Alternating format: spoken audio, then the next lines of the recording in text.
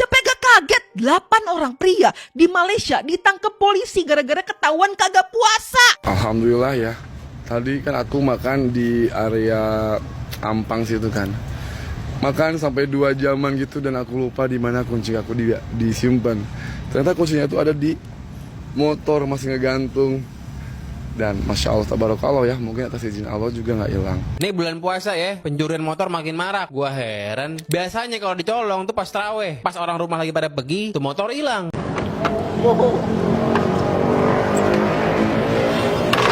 Sana putar. Putar. Hah? KL itu adalah negara yang aman banget untuk kalian yang pertama kali mau keluar negeri dan jalan-jalan.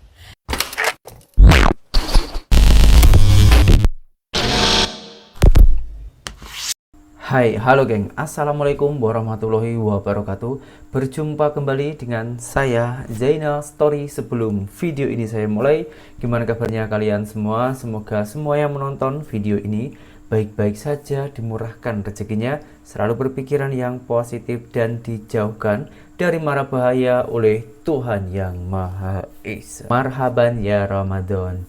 Selamat menunaikan ibadah puasa bagi yang menjalankannya. Di video kali ini saya akan mengulas soal undang-undang ataupun juga peraturan-peraturan di negara. Karena di setiap negara pasti mempunyai peraturan-peraturan dan peraturan itu diterapkan yang tentunya untuk kebaikan masyarakatnya. Biar tahu adab, biar tahu bedanya antara manusia dan juga hewan. Kedua negara antara Indonesia dan juga Malaysia ini banyak kesamaannya. Apalagi di bulan suci Ramadan ini begitu banyaknya peraturan-peraturan dari ketegasan Malaysia yang belum ada di Indonesia. Ada peraturan di Indonesia tapi beda cara menerapkannya.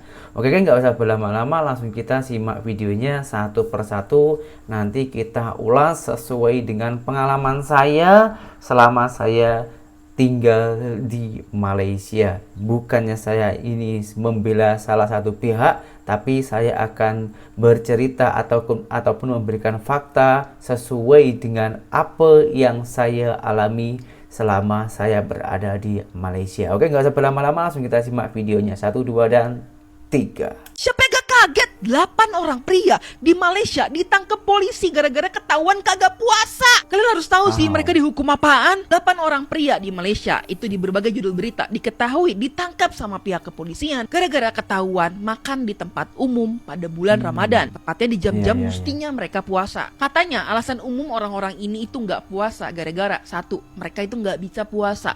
Yang kedua adalah mereka sedang tidak enak badan atau sakit. Ternyata mereka ini ditangkap dengan pasal 49 Undang-Undang Pelanggaran Syariah Melaka 1991, di mana organisasi ini itu selama kurang lebih 1 minggu belakangan di bulan Ramadan itu telah menginspeksi sekitar 127 restoran yang tersebar di kota-kota pinggiran Melaka, Ringgit, dan juga Bukit Rambai, dan akan mereka terus lakukan hal tersebut itu selama bulan Ramadan full untuk menindak orang-orang yang dianggap tidak menghormati bulan puasa di bulan Ramadan ini. Untuk mereka ini adalah pelanggaran yang tidak dapat dimaafkan, dan akhirnya orang-orang yang tidak diketahui identitasnya ini itu telah ditangkap di polisi untuk diadili. Akhirnya nantinya mereka itu bisa mendapatkan denda sampai dengan 1.000 ringgit atau sekitar 3,6 juta rupiah atau hukuman penjara paling lama adalah 6 bulan. Di sini saya akan memberikan tambahan pengalaman saya ketika saya itu berada di Malaysia. Jadi awal mula saya itu bekerja di Malaysia, geng, itu di bulan puasa mendekati hari raya.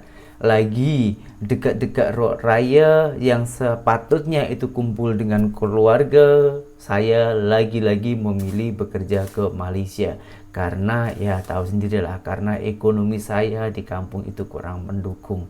Nah, ketika saya pergi ke Malaysia sana kan di waktu siang hari ya, dan saya itu menempuh perjalanan yang cukup jauh. Kalau soal pesawatnya itu sebetulnya tak seberapa lama, cuman 2 jam lebih aja. Tapi dari iPod Kuala Lumpur ke tempat saya bekerja itu cukup lama. Nah, di situ mohon maaf ini saya membongkar dan jujur, geng. Di situ saya memang tak puasa. Lepas itu saya nak ya seperti biasa lah ya, di Indonesia itu kalau tak puasa itu bebas. Bahkan ada kedai-kedai di tepi jalan itu yang buka, geng. Tapi ketika di sana saya lalu, saya meskipun tak puasa tak berani makan ataupun minum di tempat sembarangan. Kenapa saya macam itu? Saya shock ketika saya sepanjang jalan di Malaysia itu tak pernah nampak orang yang tak berpuasa berkeliaran di tepi jalan kecuali non-muslim. Lepas itu saya tanya kepada calon bos ya, karena saat itu saya belum bekerja dengan bos ya, masih soal percakapan dan juga perjanjian. Saya bertanya kepada bos saya, bos, saya lapar lah, jom kita pergi ke kedai untuk makan dulu. Bos saya jawabannya apa? Awak berani ke dekat sini makan sembarangan? Awak muslim kan? Ya, memang saya muslim, tapi kan saya musyafir tengah perjalanan, jadi saya tak kuat puasa lah hari ini. Dan kebetulan sekali hari itu memang badan saya kurang fit ataupun tengah demam, agak kurang sehat lah.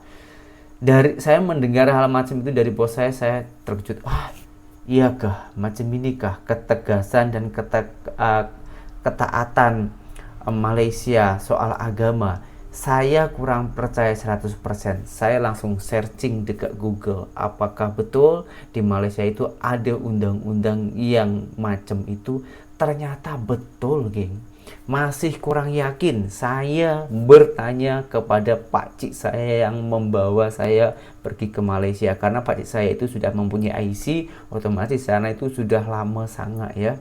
Lah, saya tanya kepada pakcik saya, apakah betul kalau di Malaysia ini tak puasa boleh kena tangkap dan juga boleh kena denda? Dia kata betul. Wah, jangan main-main lah dengan Malaysia. Ini Malaysia bukan Indonesia.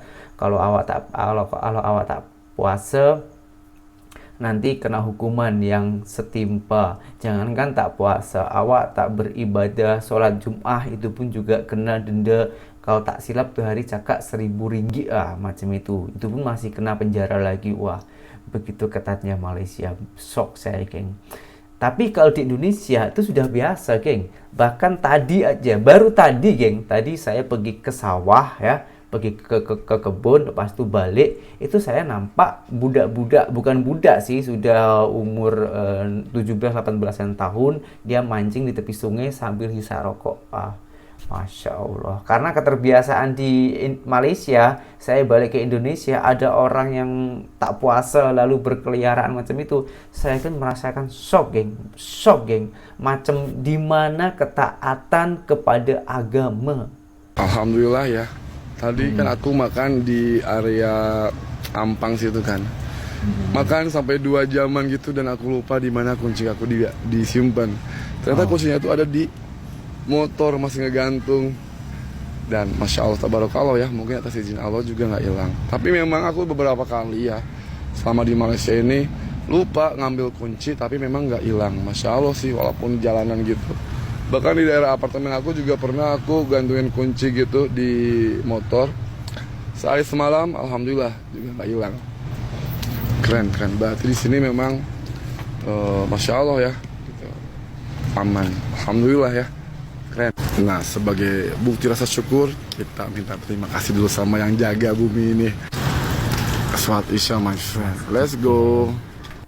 Ini adalah 5 jenis motor yang langganan di gondol maling. Nih bulan puasa ya, pencurian motor makin marak. Gua heran. Biasanya kalau dicolong tuh pas traweh, pas orang rumah lagi pada pergi, tuh motor hilang. Nih gua sebutin peringkat 5 pertamanya. Ada 3 Honda sama 2 Yamaha. Nomor 5 ditempati oleh Yamaha NMAX.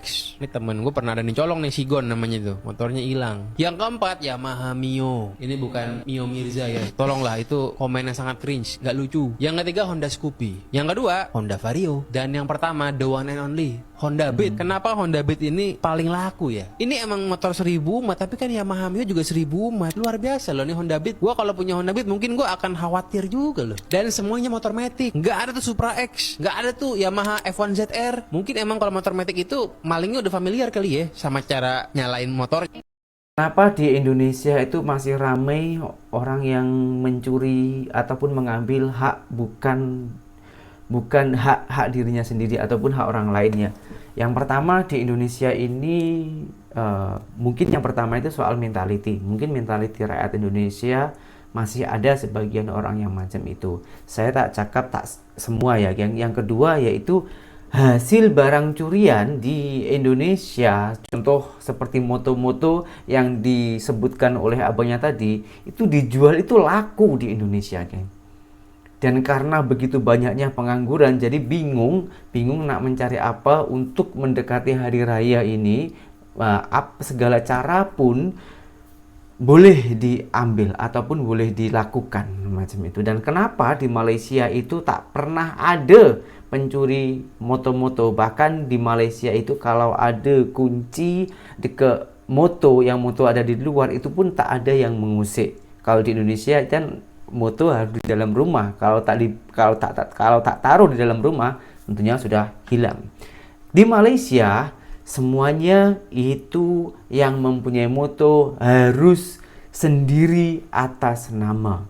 Jadi kalau bukan atas nama kita, ya, misalnya ada orang nak curi moto lepas dijual, di sana itu tak laku. Bahkan yang menjual tersebut itu boleh kena penjara ataupun boleh kena denda apabila ketahuan oleh pihak yang berkewajiban. Di sana itu memang macam itu. Jadi peraturan di sana itu bukan hanya tertulis, tapi sangat-sangatlah diterapkan untuk memakmurkan dan demi kenyamanan masyarakat-masyarakat di sekeliling, bahkan di seluruh Malaysia. Dan di sana itu sangatlah adil. Peraturan di sini semuanya di Malaysia itu sangatlah adil. Pihak kepolisian pun ataupun orang-orang yang berkewajiban itu bukan hanya duduk-duduk di kantor ataupun di office, akan tetapi dia langsung terjun ke lapangan meninjau masyarakat-masyarakat agar keamanan masyarakat itu terjamin. Video berikutnya yaitu soal lagi-lagi tentang mentaliti rakyat Indonesia dalam berkendaraan. Ini ada salah satu pemuda Indonesia yang baik, sangatlah baik dan berani. Dia bukan hanya mengingatkan orang Indonesia yang yang lawan arah di kendaraan di jalan raya. Dia mengingatkan dan juga memberi arahan. Tapi apa yang terjadi? Tengok video ini. Oh, diangkat, geng. Sana putar. Putar. Maksudnya gimana tadi? Hah? Apa? Udah putar. Lawan arah, Bang. Putar. Akam sih gua, Pak. Hah? Akam sih gua. Aman katanya. Lawan arah aman. Mau akam sih mau siapapun, Bang. Pokoknya lawan arah itu salah. Yuk. Gua orang sini gua, Bang. Hah? Orang sini. Gua. Orang sini? Iya. Bodoh amat. Ayo. Bodoh, betul. Bang, lu tahu nggak sih jalur yang benar? Nih, lu bisa lihat nggak? Atau lu minus kali? Saya pakein kacamata mau. Tepi aja ini, Bang. Hah? Tepi aja ini, Bang. Muter. Hah? Aman aja udah. Aman apa? Aman. Muter balik. Aman katanya. Nggak bisa kenapa? Dekat situ doang. Dari Lampiri. Jangan dibiasain. Putar.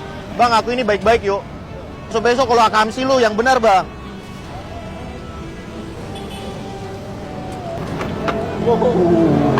Ya, betul deh. Sana putar. Maksudnya gimana tadi? Hah? Ajak gaduh, geng. Masya Allah, geng. Diajak gaduh, geng, karena soal hal itu, geng. Dia sebagai orang Indonesia ya, geng, dia tuh kalau bangga ataupun cinta dengan negaranya sendiri, yang seharusnya itu ikuti ataupun harus taati peraturan-peraturan yang sudah diterapkan di Indonesia. Karena pemuda yang memakai peci tersebut itu peduli dengan warga, maka diarahkan. Tapi apa yang terjadi, geng? Dia itu merasa benar, merasa warga pribumi, merasa negara ini milik dia orang sendiri. Maka dari itu merasa semena-mena dalam melakukan hal apapun. Macam mana pandangan korang soal ini, geng? Pesona Malaysia persen. silakan. Hai, Assalamualaikum. Selamat datang di channel Pesona Malaysia. Perkenalkan, nama saya Adi. Dan untuk Anda yang selama ini sudah support dan subscribe channel ini, saya ucapkan banyak-banyak terima kasih kepada Anda semua. Oke, untuk kamu orang Indonesia yang akan melancong ke negara Malaysia, mungkin kamu memiliki keinginan untuk berkeliling bandar atau berkeliling kota di negara Malaysia. Kamu ingin melihat bagaimana situasi jalan raya di negara Malaysia. Dan saya katakan di negara Malaysia ini ada pemandangan yang cukup unik di jalan raya Malaysia, di mana selama ini yang kamu lihat di jalan raya Indonesia tidak akan kamu lihat di jalan raya Malaysia. Nah, hal seperti apa yang cukup unik di jalan raya Malaysia ini? Oke, nanti kamu akan melihat berbagai perbedaan jalan raya di Indonesia dan di Malaysia. Katakanlah kamu sudah sampai di negara Malaysia dan kamu berkeliling atau berpusing-pusing di bandar dan kamu menyewa sepeda motor atau motosikal. Murah saja sewa motosikal di Malaysia ini, sehari sekitar RM50 atau sekitar Rp170.000. Oke, anggap saja kamu sedang mengendarai sepeda motor di jalan raya Malaysia. Dan perhatikan sebelah kiri, kamu harus melalui jalan khusus untuk sepeda motor atau lorong untuk motosikal. Dan perlu diingat, kamu tidak boleh sesuka hati kamu untuk keluar dari jalur sepeda motor atau keluar dari lorong motosikal kecuali jalan itu sudah habis. Ketika kamu sedang mengendarai sepeda motor di jalan raya Malaysia, tiba-tiba kamu melihat sesuatu yang cukup berbeda. Kamu akan melihat kendaraan truk seperti ini. Ya, kendaraan truk seperti ini jarang sekali kamu lihat di negara Indonesia. Biasanya kendaraan truk di Indonesia itu akan dilukis berbagai gambar yang menarik. Dan warna cat di bodi truk yang ada di Indonesia itu cukup warna-warni. Seperti inilah gambaran wujud mobil truk yang ada di negara Indonesia. Kebanyakannya mobil truk di Indonesia itu memang dicat warna-warni seperti ini. Tapi tidak semua mobil truk di negara Indonesia itu seperti ini, yaitu dicat warna-warni. Tidak. Tapi kebanyakannya memang mobil truk di Indonesia seperti ini. Kadang-kadang di belakang bodi truk ini pun digambar atau dilukis sesuatu. Nah, di negara Malaysia kamu tidak akan menemukan truk yang seperti di Indonesia dicat warna-warni seperti itu. Di Malaysia mobil truk itu ya seperti dalam gambar ini. Jadi tidak ada cat yang warna-warni ataupun dilukis gambar-gambar. Dan wujud truk seperti di Indonesia yang dicat warna-warni, setahu saya di Malaysia itu tidak ada. Mungkin hal itu dilarang oleh pemerintah Malaysia. Dan untuk orang Malaysia yang sedang menonton video ini, jika Anda mengetahui perkara ini, sila Anda komen. Oleh karena selama saya tinggal di negara Malaysia, saya tidak pernah nampak mobil truk atau lori yang dicat warna-warni serupa di Indonesia. Kebanyakan mobil truk atau lori di negara Malaysia ya seperti gambar yang baru saja Anda lihat ini. Oke, kamu terus melaju untuk meneruskan perjalanan untuk mengelilingi dan melihat jalan raya di negara Malaysia. Dan sesekali mungkin kamu juga akan melewati sebuah jembatan di negara Malaysia. Ketika kamu melewati sebuah jembatan di negara Malaysia, kamu akan melihat benda seperti ini. Kamu perhatikan besi ini. Besi ini berfungsi sebagai penghadang jalan yang ada di jembatan negara Malaysia. Jadi ketika kendaraan mengalami suatu kemalangan atau kecelakaan, kendaraan tersebut tidak langsung terjun ke sungai. Dia akan dihadang atau dihalang oleh besi ini. Seperti itulah jembatan yang ada di negara Malaysia. Kalau jembatan di negara Indonesia, sistem penghadang untuk keselamatan kendaraan ini terbuat dari semen atau biasa disebut dengan loneng. Nah, kalau jembatan di negara Indonesia itu sistem penghadang jalannya seperti ini. Di kanan kirinya ada tembok untuk menghalangi kendaraan terjun ke sungai. Tembok ini disebut dengan nama loneng. Dan reka bentuk jembatan yang seperti ini itu hampir di seluruh Indonesia. Baik itu di jalan-jalan kecil dan jalan raya yang besar, pasti ada tembok penghadang untuk kendaraan atau biasa disebut dengan nama loneng. Oke, kamu terus mengendarai motor dan ingin melihat berbagai pesona keindahan yang ada di negara Malaysia, terutama untuk melihat pesona bandar atau kota yang ada di negara Malaysia. Namun tiba-tiba engine motor kamu mati. Kamu berpikir bahwa motor kamu rusak, tapi ternyata motornya tidak rusak. Motor kamu mati disebabkan oleh petrol atau bensinnya habis. Lantas kamu turun dari motor dan tengok kanan tengok kiri. Sepertinya kamu mencari sesuatu di tepi jalan raya ini. Kamu melihat sebuah kedai dari kejauhan dan kamu menghampiri kedai itu dengan tujuan untuk membeli sesuatu, yaitu petrol atau bensin eceran layaknya di negara Indonesia. Namun sayangnya kedai ini tidak menjual bensin eceran. Dan bukan hanya kedai ini saja, hampir di seluruh Malaysia tidak ada yang menjual bensin eceran atau petrol di dalam botol. Kalau di negara Indonesia di tepi-tepi jalan raya seperti ini pasti banyak yang menjual petrol atau bensin eceran. Dan toko atau kedai-kedai di Indonesia juga banyak yang menjual bensin eceran. Namun di negara Malaysia ini tidak ada yang menjual bensin eceran atau petrol di dalam botol. Kamu harus membeli petrol atau bensin di stasiun minyak atau pom bensin. Kalau kamu di negara Malaysia dan mencari bensin eceran di toko atau kedai seperti ini, itu sudah pasti tidak ada. Sepertinya di negara Malaysia ini ada larangan untuk menjual bensin eceran. Tentunya hal ini berbeda dengan di Indonesia, di mana di tepi-tepi jalan raya itu banyak yang menjual petrol di dalam botol atau biasa disebut dengan nama bensin eceran. Betul. Dalam situasi seperti ini, kamu hanya bisa mendapatkan bensin atau petrol untuk motor kamu dengan membeli di stasiun minyak atau di pom bensin, bukan di toko atau kedai runcit seperti ini. Tapi dalam situasi seperti ini kamu tidak perlu khawatir. Ini karena di negara Malaysia stasiun minyak atau pom bensin itu jaraknya satu sama lain berdekatan. Dengan begitu kamu akan segera menemukan stasiun pom bensin. Oke, sekarang motor kamu boleh jalan lagi. Dan kamu sekarang melaju menaiki sepeda motor untuk melihat berbagai keindahan kota yang ada di negara Malaysia. Sepanjang perjalananmu, kamu menikmati berbagai sudut pemandangan kota yang menarik di negara Malaysia. Namun tiba-tiba pemandangan yang cukup pelik atau aneh melintas di hadapanmu.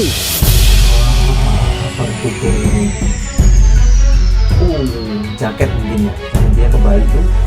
Nah, itu ada tulis. Ternyata pengendara sepeda motor di Malaysia ini banyak yang memakai jaket terbalik. Tentunya pemandangan yang seperti ini cukup aneh atau pelik, karena di negara Indonesia sangat jarang sekali ada pengendara sepeda motor yang memakai jaket terbalik, dan bisa dikatakan nyaris tidak ada. Akan tetapi di negara Malaysia ini memakai jaket terbalik ketika mengendari sepeda motor itu sepertinya sudah menjadi tren, dan ini dibuktikan dengan banyaknya pengendara sepeda motor di Malaysia yang memakai jaket terbalik.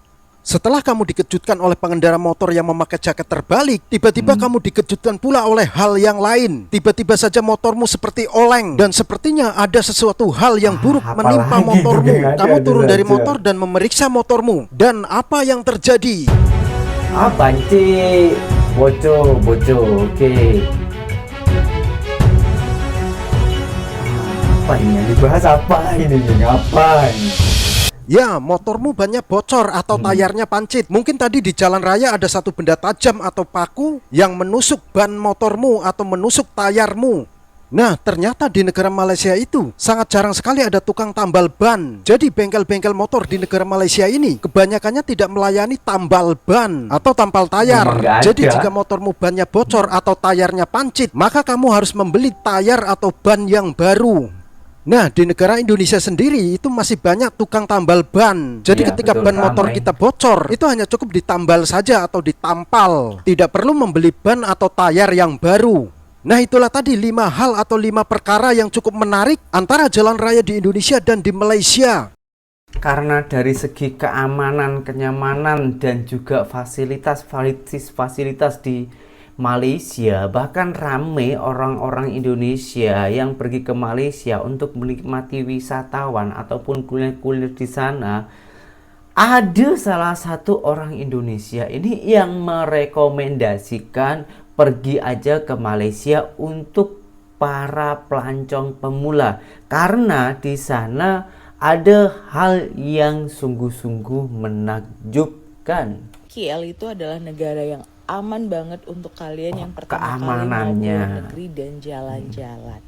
Halo Hamuna, kalau kalian tuh mau mendapat experience yang enak banget jalan-jalan sendiri, apalagi keluar negeri, KL adalah salah satu pilihan yang tepat karena benar-benar enak banget, nyaman dan aman ya. Selain bahasanya masih bisa mengerti, karena kita hampir sama ya, Indonesia dengan Malaysia itu setidaknya kita paham dengan apa yang mereka ucapkan, dan warga lokalnya itu baik-baik banget ya. Nah, kayak komentar abang ini nih, sampai dia mau bawa aku jalan-jalan lagi ke KL ntar ya, kalau aku ada planning lagi ke KL. Jadi KL itu sebenarnya nggak hanya seputaran Bukit Bintang, tapi ada banyak daerah-daerah lain lagi yang bisa kita jalani. Tapi kemarin itu karena tujuanku memang untuk ngejust tip, makanya jalan-jalanku hanya dari satu mall ke mall yang lain. Dan di sini kalian nggak usah takut nyasar, hanya bermodalkan maps udah bener-bener sampai. Ini kayak aku mau ke KLCC, dari Pavi ke KLCC aku jalan kaki, ya cukup jauh sebenarnya ya, walaupun sempat nyasar, tapi akhirnya sampai juga di Menara Kembar, ikonnya dari Malaysia. Ini aku udah balik lagi dari KLCC naik Rapid KL ke daerah Pavilion. semua itu serba gampang. Intinya kalau kalian nggak tahu, tanya aja satpam yang di situ, warga lokal atau siapapun teman kalian yang udah pernah ke Malaysia. Nah, untuk transportasi umum ada monorail, ada Rapid KL, sama ada Grab ya. Yang paling mudahnya kita pakai aplikasi aja udah sampai ke tempatnya. Kalau kita betul-betul nggak tahu sama sekali kita harus turun di mana, kita harus naik di mana, dan arahnya kemana. Kalau nggak mau ribet ya. Jadi teman-teman gak usah takut untuk datang ke KL, apalagi mau mendapatkan experience jalan-jalan sendiri ke luar negeri pertama kali. Ini benar-benar aman sekali. Karena sempat ada ketakutan juga sama aku, karena ini pertama kali ke luar negeri ya, di bagian lain gitu ya. Karena aku sempat ya ke Bangkok seperti cerita aku sebelumnya di VT sebelumnya. Kalau ke Bangkok itu udah beberapa kali, karena aku di situ juga ngejastip ya. Jadi aku ngerasa udah aman aja. Nah ini pertama kali ke KL dan aku nggak tahu sama sekali tempatnya. Jadi temanku bilang aman, benar-benar aman Malaysia itu dibanding dengan Bangkok sebenarnya. Karena lebih di aman satu dari sisi Bangkok. Malaysia itu bahasanya itu sama dengan kita, sedangkan Bangkok itu kalau untuk komunikasi kan agak ribet ya. Even untuk bahasa Inggris saja mereka kayak yang masih what gitu. Nah kalau di Malaysia itu kan kalau kita nggak tahu apa-apa atau kita mau nanya jalan, kita masih lebih aman. Mereka masih bisa kasih arahan ke kita dan tenang aja, mereka itu baik-baik banget. Dan jangan lupa kalau ke KL cobain semua makanan khasnya dari nasi kandar, terus ini laksa nasi enak lemak banget. Terus yang utama kalau aku ke KL atau Malaysia bagian manapun, aku wajib makan egg tartnya Oriental. Itu wajib kalian beli guys, apalagi kopinya, pecinta kopi ya, kopi di jalanan, mau es cekek, mau minuman pinggir jalan juga udah endul banget ya. Pokoknya kalian gak usah takut, cari aja banyak informasi, tanya teman-teman yang udah pernah ke KL. Intinya jangan malu bertanya, nanti sesat di jalan loh. Dari semua video yang barusan saya reaction, apa pandangan ataupun pendapat kalian? Adakah kalian itu merasa iri dan teringin hal-hal macam ini ada juga di Indonesia, ataupun bahkan masih Anda itu mencari kesalahan karena pikiran Anda yang selalu negatif tentang Malaysia, mencari kesalahan di Malaysia, menjatuhkan seakan-akan selalu memburuk-burukkan Malaysia, atau bahkan ada hal lain tentang Malaysia dan Indonesia ini yang pada faktanya macam ini. Memang ramai netizen Indonesia ini yang tak terima fakta. Tapi kalau kita selalu menolak fakta-fakta yang macam itu, sampai bila negara kita ini boleh maju, boleh tertib, boleh teratur, mempunyai undang-undang dan juga diterapkan macam video-video yang barusan korang tengok. Semoga dengan semua video ini hal-hal yang negatif di pikiran korang hilang di dunia ini, dan di dalam hati korang yang masih mengganjal, hati serupa batu yang dimasukin apapun itu tak terima, yang maunya itu dimasukin hal-hal yang negatif ataupun ilmu hitam, jangan lagi dek ya, bahaya itu, buang jauh-jauh. Cepatlah ambil air wudhu dan bersembahyang, mensucikan diri dan terucap astagfirullahaladzim. Sekian, terima kasih dari saya. Assalamualaikum warahmatullahi wabarakatuh. Bye bye.